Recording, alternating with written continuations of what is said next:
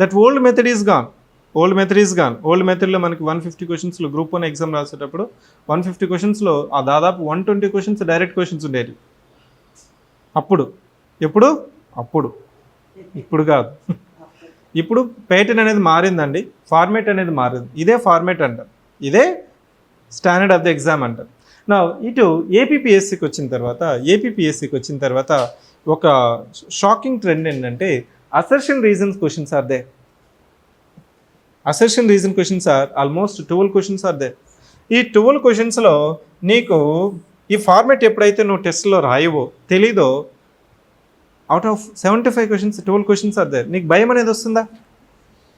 UPSC కూడా ఒకసారి భయపెట్టింది, ఎందుకంటే 1, 2, 3 అనేది తీసేసి ఓన్లీ 1, ఓన్లీ 2, సో 3 ఓన్లీ అని పెట్టినప్పుడు స్టూడెంట్స్ ఫార్మేట్ మారిపోయింది అనేసి భయపడిన వచ్చి ఆ అటెంప్ట్ పోగొట్టుకున్న వాళ్ళు వచ్చి, సార్ ఫార్మేట్ మారిపోయింది అందుకే నేను కూడా అంతే క్వాలిఫై అవ్వలేదని చెప్తాను. It means that you are not ready for the shock, and this test series will remove your shocks and surprises ఉంటాయండి. నువ్వు ఎంత ప్రిపేర్ అయినా షాక్స్ అండ్ సర్ప్రైజెస్ ఉంటాయి.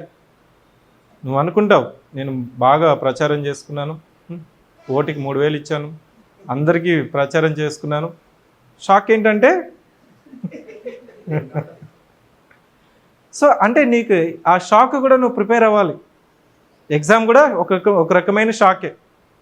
లేకపోతే వాళ్ళైతే ఎట్లయితే 5 years వెయిట్ చేయాలో నువ్వు కూడా వెయిట్ చేయాలి నెక్స్ట్ నోటిఫికేషన్ కోసం. రావచ్చు, yes, that's what I'm trying to say. ఏదైతే అసర్షన్ రీజన్ ఇక్కడ 0 ఉందో నెక్స్ట్ ఇక్కడ రావచ్చు.